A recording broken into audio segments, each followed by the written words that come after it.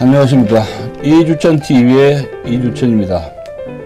오늘은 다시 민노총 산하의 언론 노조의 폐악질 횡포 문제 기사 나온 것을 소개를 해드리겠습니다. 조일보 3월 14일 화요일자 보도입니다. 방송 3사 흑역사 문재인 정부 초기 민노총 산하 언론 노조의 폐악질의 그 시리즈로 해가지고 총 11편이 나오는데 요번 오늘 거는 넘버9 민노총 YTN 지부 미래발전위원회 만들어 반대파 무차별 징계를 했다 하는 그 시리즈 넘버9입니다. 그래서 타이틀은 언론적폐 청산 미래발전위원회 파업불참 동료들을 에게 징계 폭탄을 내린 그 자초지점을 여기 자세히 함초롱 기자가 소개를 하고 있습니다. 이건 국민들이 언론 노조, 민노총 산하의 언론 노조가 얼마나 폐악질을 하고 있는가를 국민들이 알고 시급히 개선책을 언론 노조의 문제점을 국민들이 알아서 이것을 개선할 노력을 다각도로 기울여야 되지 않는가 저는 그런 생각을 하게 됩니다. 언론의 정상화 없이 자유민주주의 체제는 정상적인 언론 기능이 없이 정상적인 자유민주주의를 실현해 갈 수 없다 하는 것입니다. 왜냐하면 그 언론이 여론이 비틀어지기 왜곡되기 때문에 그렇다는 겁니다. 그리고 많은 언론들이 정권에 줄을 서는 그런 편파방송, 왜곡 편파방송이 또 가짜 뉴스가 노골적으로 생산되고 있는 그런 현상이 있습니다. 자, 기사 내용을 소개해 드리겠습니다. 2017년 말 언론노조 YTN 지부가 어떤 발언을 했느냐. 문재인 정권 들어서온 이유죠. 새 출발 전 적폐청산 분명히 선행되어야 한다. 이렇게 주장을, 무시무시한 주장을 했습니다. 적폐청산 해야 되겠다. 2017년 12월 27일 YTN 바로 세우기 및 미래발전위원회 이하 미래발전위원회가 발족했습니다. 민노총 언론노조 YTN 지부는 이날 성명을 내고 미래를 향한 YTN의 새 출발은 지난 9년의 투쟁에 대한 평가 없이는 이루어질 수 없다고 주장하면서 그 평가 속에는 부역 책임과 적폐청산이라는 반성이 분명히 선행돼야 한다고 이렇게 주장을 했습니다. 예. 자기들 말을 따르지 않는 동료들 청산하겠다, 자르겠다 그 소리죠. 김환균 민노총 언론노조위원장, 박진수 언론노조 YTN 지부장, 최남수 YTN 사장 내정자는 YTN 바로 세우기 및 미래 발전을 위한 노사합의문에서 사장 내정 이후 갈등과 혼란이 빚어진 데 유감을 표명하고 치유와 화합을 위해 공동 노력한다고 밝혔습니다. 미래발전위원회 발족에 이름을 올린 최남수 YTN 사장 내정자는 이듬해 5월 노조 측의 강압에 못 이겨 결국은 사임하게 됩니다. 그는 2017년 9월 복직한 노정면 기자를 보도국장으로 내정한 바 있습니다. 그러나 노정면 기자와 노조 측은 왜 보도국장에게 인사권을 주지 않느냐고 시비를 걸면서 파업을 벌였습니다. 최남수 대표는 이후 노조 측의 요구대로 사원 투표의 징퇴 여부를 걸었지만 결국은 사임을 하고 말았던 겁니다. 이 과정에서 언론노조 YTN 지부는 언론 적폐를 청산한다는 명분으로 미래발전위원회를 발족한 뒤에 최남수 사장 사퇴를 끊임없이 집요하게 요구를 해왔던 것으로 밝혀졌습니다. 참 징그럽죠. 박진수 당시 언론노조 YTN 지부위원장은 2017년 11월 5일 고발뉴스와의 인터뷰에서 이런 말을 합니다. YTN 사장 문제는 한 언론사 문제가 아닌 앞으로 벌어질 공영방송 지배구조, 변화와 개혁, 적폐청산과도 연결되어 있다. 이렇게 주장을 했습니다. 자, 돌발 영상 폐지, 국정원 댓글 보도 방해, 이건희 동영상 취재 무산을 두고 의혹을 제기하고 징계를 처리합니다. 자, 봅시다. 두 번째 차트입니다. 자, 제2장. 미래발전위원회는 최남수 사장 퇴임 요구뿐만 아니라 파업에 불참한 동료들을 상대로 무차별 징계를 실행하게 됩니다. 자, 위원회는 2008년 7월 구본홍 전 사장 취임 이후 발생한 각종 부조리를 청산하고 이를 통해 미래 발전을 도모하고자 한다며 주장하며 2009년부터 2017년까지 9년간 논란이 되었던 YTN 인사 보도 문제를 조사한다. 이렇게 밝혔습니다.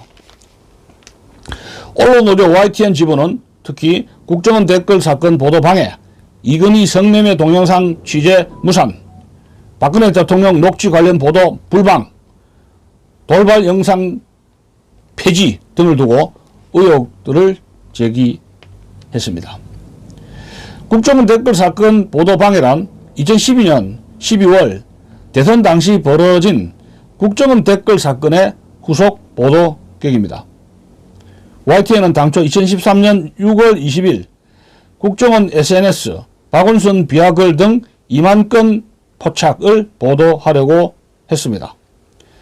국정원 직원으로 보이는 10개 트위터 계정이 박원순 시장과 야당의 2만여 건의 비판 트윗을 남긴 정황을 확인했다는 것이 주요 내용이었던 겁니다. 이를 두고 당시 YTN 지부 측은 편집부 국장이 보도 중단을 지시했다는 의혹을 제기했습니다. 한겨레는 이후에 국정원 댓글 사건 관련 보도는 이홍렬 당시 보도국장 지시로 중단됐다고 보도하게 됩니다. 이를 두고 미래발전위원회는 정권에 부담이 되는 특정 보도를 보도국 수뇌부가 중단시킨 사례로 보도의 독립성 및 자율성을 침해시킨 대표적인 사안이라고 비판하게 됩니다. 미래발전위원회는 그러나 조사 과정에서 경영진과 국정원 연루 정황을 파악했지만 권한의 한계로 진상을 밝혀내지 못했다고 덧붙였습니다. 이건희 성매매 동영상 취재 무사는 지난 2015년 8월 27일 제보자가 고 이건희 삼성전자 회장의 성매매 의혹을 제보하며 대가를 요구하자 YTN 사측이 현장 취재진을 배제하고 제보자 및 삼성과 접촉했던 일을 말합니다. 류재홍 당시 사회부장은 제보를 받은 취재기자의 보고를 들은 뒤 후배들이 알아서는 안 된다. 방송에 나가는 순간 이건 꽝이라며 기밀 유지를 강력히 요구했던 겁니다.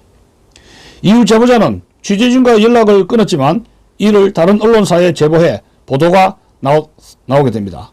이후 논란이 확산되었고 이건희 회장의 성매매 의혹을 보도하지 못하게 했다는 사실은 2016년 7월 뉴스타파의 YTN 간부 이건희 동영상 제보 삼성의 토스라는 자극적인 보도를 통해 세상에 알려지게 됩니다. 뉴스타파는 2015년 8월 28일 당시 경제부장이었던 김태현 기자가 취재기자들 몰래 이인용 삼성전자 커뮤니케이션 팀장에게 이건희 성매매 동영상 제보를 알렸다고 보도를 했습니다. 미래발전위원회는 이 문제로 김태현 기자를 조사를 합니다. 사측은 2019년 9월 김 기자에게 감봉 6개월 징계를 통보합니다. 김태현 부장은 취재를 방해하거나 취재 무산에 책임을 질 만한 행동을 한 적이 없고 삼성 측과 취재를 두고 뒷거래를 한 사실도 없다고 밝히며 즉각 징계 무효 소송을 제기했고 1, 2심에서 모두 승소하게 됩니다. 1심 재판부는 취재윤리 위반에 따른 징계 사유를 인정했지만 2심에서는 공익적 가치가 크다고 보기 어렵다며 대부분의 징계 사유를 인정하지 않았던 것으로 알려졌습니다. 반면 2심 재판부는 원고가 취재 기자들에게 이인용 사장을 접촉한 사실을 알려야 할 취재윤리나 사내규정상 의무가 있다고 보기 어렵다고 판단하게 됩니다. 재판부는 이어서 YTN 사장 주재회의에 참여한 간부진들이 해당 보도가 나갈 경우 삼성에 의한 광고 수주상 불이익을 고려해 취재를 멈추기로 결정했다거나 취재 중단 이후 YTN의 삼성 광고 수주가 유의미하게 증가했음을 입증할 만한 증거는 없다고 덧붙였습니다. 세 번째 꼭지입니다. 3장. 미래발전위원회 MB정권 때 YTN 노조원 부당징계 당했다. 그래서 그 2008년 해직기자 복직에 전력을 다하게 됩니다. MB정권 때 노조 해직 노조들이 징계당했다고 다시 복직시키는 노력을 하는 거죠. 자, 미래발전위원회는 해직기자 복직에도 총력을 다한 것으로 나타납니다. 언론 노조에 반대하는 YTN 노조는 2021년 7월 23일 당시 이사회가 우장균 당시 총괄 상무를 차기 사장에 내정한 것을 비판했습니다. 1994년 YTN 기자로 입사한 우장균 총괄 상무는 이명박 정부 때 구본홍 사장 선임에 반대하다가 해직되었습니다. YTN 노조는 이를 두고 입만 열면 백의종군 외치던 우장균 등 그 일파들의 면면을 보자 시청자 팔아가며 공정방송 외치던 자들은 주요 보직을 차지하고 파업 참여도에 따라 구성원 등급을 나눠 갈라치게 하고 원하는 자리를 배치하는 타락의 연속이었다고 비판했습니다. 그러면서 문재인 정부 당시 저들만의 블랙리스트에 따라 섬뜩한 인사 대량 학살을 자행했다며 상당수 YTN 노조 구성원들, 이 YTN 노조 구성원이라는 것은 구성원 중에서 이제 파업 불참자들이죠. 파업 불참자들이 부당 징계, 인사 피해를 당했다고 주장을 한 겁니다. 이제 YTN하고 언론 노조는 같은 노조가 아닙니다. 2018년 9월 당시 정권과 노조 비호 아래 YTN 사장으로 입성한 정찬형 씨 취임 당시 파업 불참자 또는 비노조원의 95% 이상이 보직을 박탈당했다고 YTN 노조는 지적을 합니다.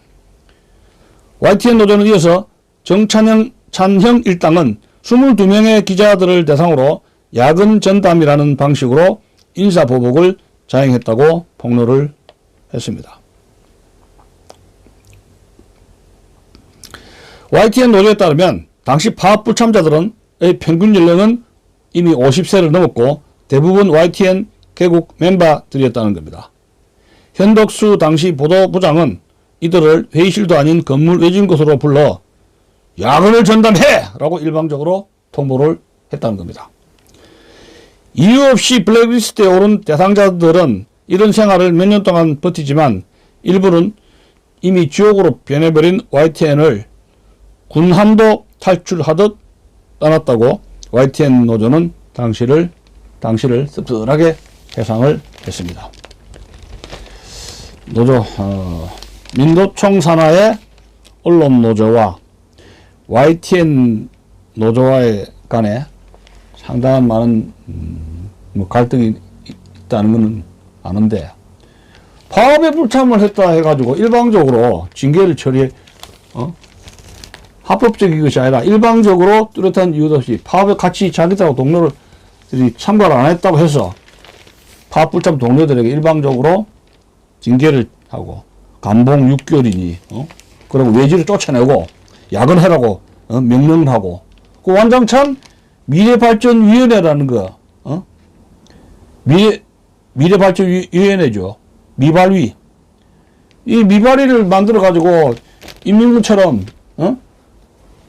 6.25 때 인민군처럼 미발위 완장 차고 이런 어마어마한 행패를 저질렀다. 폐악질을 저질렀다 하는 겁니다. 국민들이 이 사실을 알아야 됩니다. 이 정도 이 언론 방송이 노조에 의해서 썩었고 골물 대로 골문 것이 대한민국 민노총 산하의 언론 노조다 이런 점을 말씀을 드리는 것입니다. 이것이 하나의 독버섯 암세포가 된 거예요. 어떻게 하면 좋습니까, 여러분? 댓글 좀 달아주세요.